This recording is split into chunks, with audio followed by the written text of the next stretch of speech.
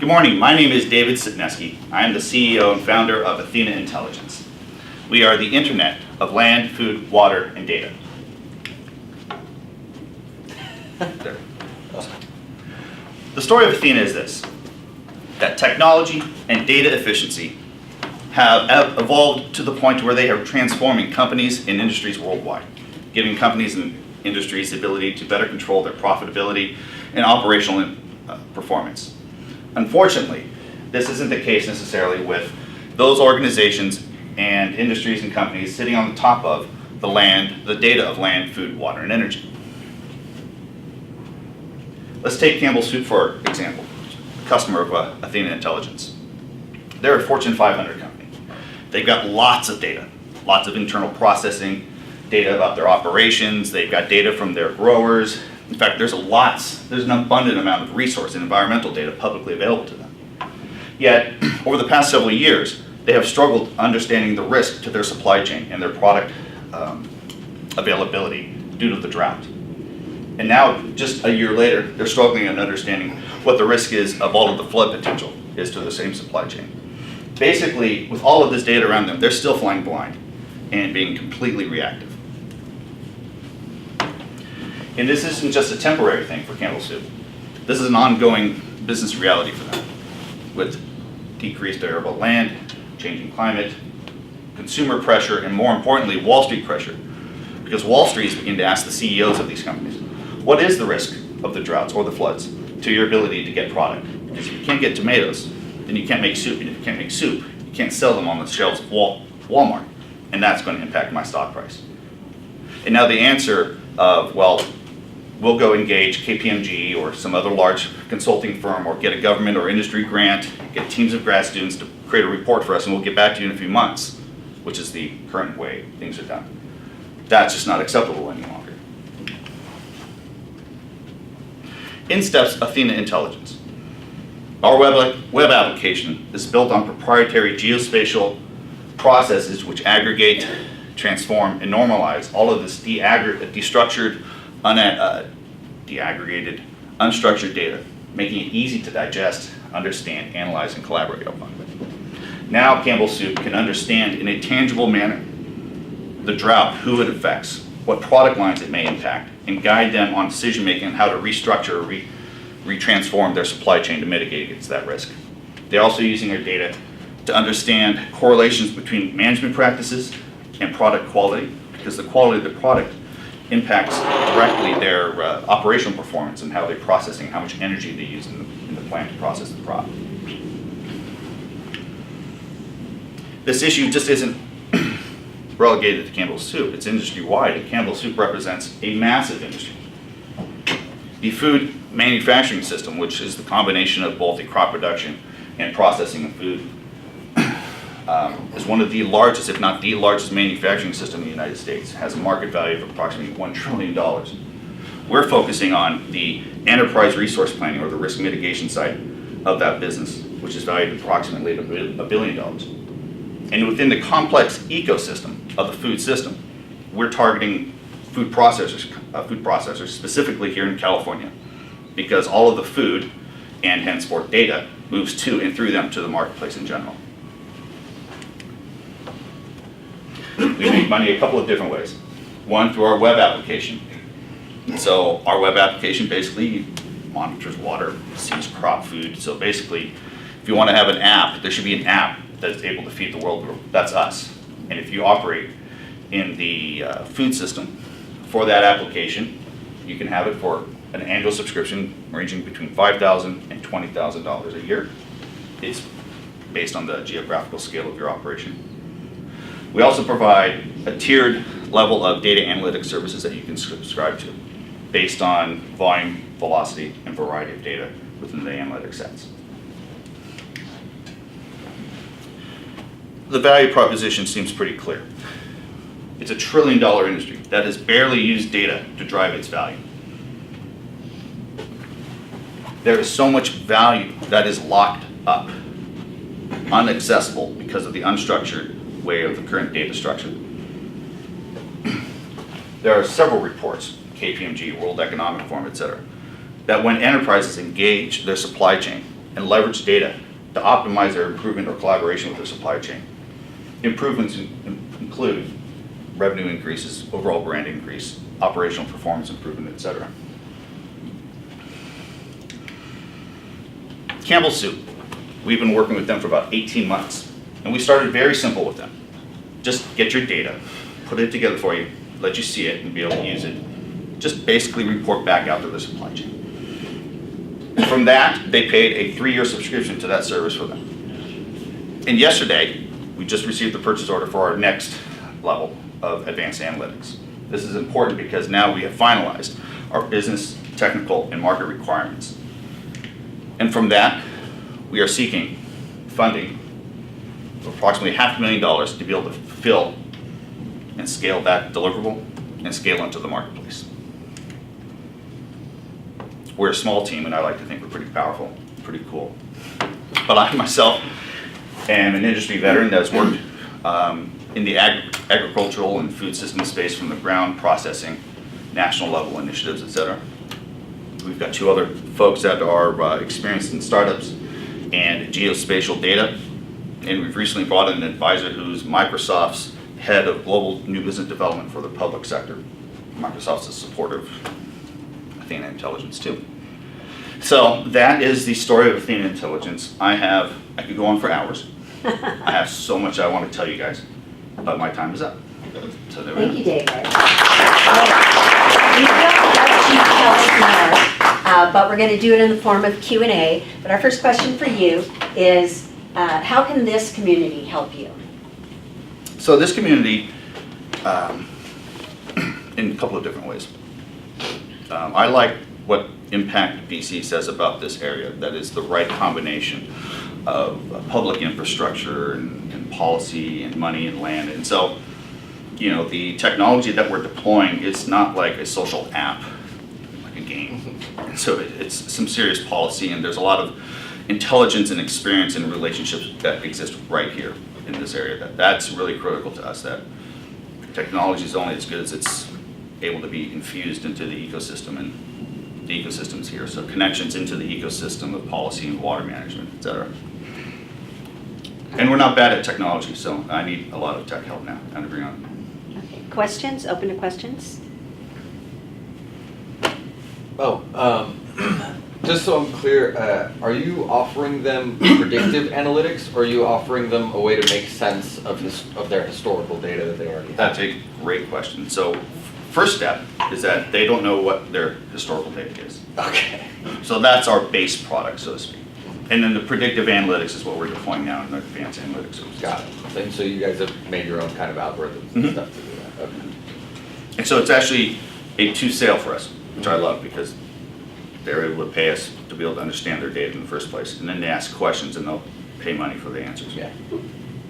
Nice. So, in reporting to them the current status for the trends leading up to today, where do you source your data? I trust you don't go and read rain gauges on Saturday mornings. No. Yeah, it's from thousands of actually different sources. Just the state of California alone, just all of the publicly available data comes from 47 different agencies. And so for weather alone, we're getting it from USGS, from PG&E stations, from all of the publicly available data stations that are out there that currently don't interconnect, different structures, et cetera. So we're able to, I mean, the weather that we're seeing right now, we're seeing it come in every 15 minutes, over about 1,100 stations across California. So that information is available to your business unit at really no significant charge, no contracts needed, stuff like that. It's Publicly available data that we're able to blend together, which is not easy. Expect to be available into the future. Into the future, yeah.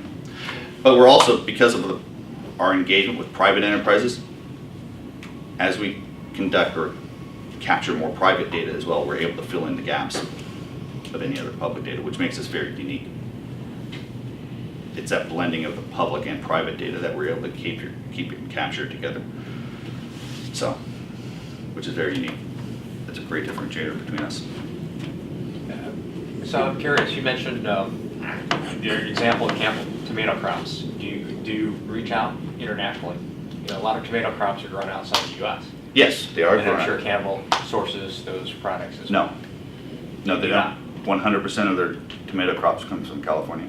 California is the world's best place to grow tomatoes. In fact, it's going to be even become a more important place, and Campbell Soup recognizes that. That's why they're doing what they're doing, is because a lot of those global players for tomatoes are going to be start moving and trying to compete with them in this land. Okay, do you have any customers that rely on any international data? Well, actually, Campbell Soup does. We're piloting all their tomato projects, and then we'll be expanding with this advanced stuff. We'll be going for their entire supply chain, both domestic and international. Okay. The international, our system is built for, well, it's built for any data, but we've got But to it's tune any for data, it. right? I think the Nice. challenge would be getting that international Right. data, right? You got a lot of public companies. Yeah, that's right. How long has you been in business? Yeah, Have it's- you? Yeah, That's you. so we started 2 years ago, Okay. so we're not new. I've been working on this specifically for about 2 years. Prior to that, involved with it for about 6 years. Honestly, it took a little bit, all of this data, it's pretty bad. I thought it would take us a year, it took us 2 to put it all together. Yeah, so you're saying you need about 500,000 to grow. And I was just wondering what part of that is employees? About 40% of that goes to the technical staff to be able to automate all of our systems. I mean, employees in terms of numbers of employees. Oh, I'm sorry. So that, well, there are 3 of us right now. I'm full-time, the others are almost full-time. So that would double our head count to about 6. Out of the $500,000 ask, how much of it is, are you looking for debt, equity, or a hybrid? A hybrid. And if equity, how much equity is available? I'm more than happy to discuss equity with you. We can talk, yeah. So it is a hybrid, you know, our initial proposal is for a convertible note, convertible debt over to Series A. Okay. You guys are open for debt financing? Yeah, we are. Please. So I love your product. I like what you've done. I like that you've taken data, which is so important, and you've made it meaningful and impactful for all of us. Who are your competitors? Great question. So there's 2 kinds of competitors. First, the traditional ones that would compete directly against us would be something like a KPMG or Anderson kind of consulting, where a lot of this research on supply chain metrics and improvements come from these consultative reports, et cetera. A competitor of ours is actually some internal staff at these enterprises, because typically that's how Campbell Soup came around it. They're pretty progressive in this area, and they realize that after a couple of years, they're lost. They don't know what they're doing. They should be making tomatoes and hiring someone to do it. And so those are 2 sets of competitors. The other competitors that are somewhat indirect would be something like a food traceability software company that thinks that they could, because they've got data within the food, that they could just expand out, or a farm management company that does pesticide or farm management or farm tracking data. So those kind of indirect competitors as well. What's the route to market? Great question. I'm excited you asked that question. So our market entry point is the food processors. Right, so they aggregate all of the data in the food, but they also aggregate additional users. So when Campbell Soup reports out, which they did this year, reported out the data back to their growers. The growers are now collecting data or getting their own data. And the problem exists at the farm as much as it does at the processor. They don't have the time, the resources, the availability to put their own data together and make any use of it. And so that is one distribution channel of us, is actually to ride that viral network, to where now we're being introduced to all of their growers, which is part of the automation process. We like to now have an easy onboarding process for them to onboard and become customers with us. So one is through the actual viral relationship that it currently exists. And then other traditional kind of sales enterprises will be with consultative organizations, or there's a lot of crop advisors, et cetera, that do consulting for Driscoll's and Gallo, et cetera. that their struggle is that they don't have the data to report back to their clients, and so we're gonna ride the viral network. Have you thought about presenting this or working with the Department of Agriculture? Because this would have a lot of application in basically food shortage mitigation and stuff like that. Yeah, I know Karen. We've spoken, and Amrith Gunasakara. And now that we have our system kind of put in place, the back-end infrastructure, et cetera, now it's time to reapproach them. But, you know, I'm a free market guy, so I'm going for the free market, you know, enterprise, not necessarily trying to live off of public grants and funds, et cetera. So I am trying to push towards the private side. But I do have data that they don't have, and they are very interested in getting my data. Yeah. Have you thought about getting, I'm sure you have, but the wine growing for grapes? I mean, it's soon to be the second largest cash crop in California. Yeah, It's the Vino first- Farms is a client of ours. Okay. I've got lots of former clients and customers of mine in the wine grape area. We're doing a couple of mini demos and trials right now with some crop advisors that are specific to wine grapes. One thing that I am cognizant of is that you know, running before you can walk. Right. So we've been very strategic about who we've engaged. We've got a processor. We've done work with a grower. We've done work with a crop consultant. We've done work with Valent Chemical Company. So we've been very strategic about the food system, about who we've done our trials and demos with. And I don't know if the stigma is too much of a hurdle to overcome, but cannabis is soon to become the #1 cash crop in California. Which will I'm all about data, and I don't care where it comes from. They're A pretty lot of that's progressive. indoor, I don't know how much you could provide. There's a lot of Outdoors to get stuff. yeah. No, it's you know, right now our system's picking up every 15 minutes every drop of water that's hitting the state of California. We know what watershed, what river it's hitting. We can see the water move. We know how. We could tell the state of California how to better manage its water because we know what reservoir, when the releases are, when it's happening. We know the water rights. We know the soil type. We see satellite imagery. So cannabis, yeah, absolutely. Just another data point for us. So who would be your nearest competitor? Not a major consulting firm, but IBM, IBM Watson. I'm sure Watson would love to be able to do this, something like that. They're actually, you know, our competitor would be something like a Watson or an IBM technology company. Microsoft is supporting us through their BizSpark program, and now that we've caught their even greater attention, there's gonna be more resources for us. And so we think people like Microsoft or IBM or even Google would be potentially, they all have food initiatives. And they may, on the offset, may be perceived as competitors, but we see them as potential acquisition targets. We'll be able to do it, and as opposed to compete with us, they'll just buy us. Because we hold all the relationships, and now with our intellectual property that we're establishing, it's going to be tough to compete with. You said they have food initiatives. Are they doing any analytics that resembles what you guys are doing? What are they doing? No, so IBM tried to, the reason why I did this a couple of years ago is I said, screw it, I'll just do it myself. So I've worked with a couple of Silicon Valley companies, consulted with, affiliated with a couple of programs with NASA and IBM, and they struggled at just being able to get to step one. They're almost too big of organizations. There are too many chefs in the kitchen. And the data, I can assure you, is horrific. I would never do this again. It's bad. So you need to be a very small organization to do it. And so do they have analytics like this? They struggle in getting the data. So they have analytics, but it's not database, it's model based on lots of assumptions, et cetera. Okay. Is there one last question? Anyone?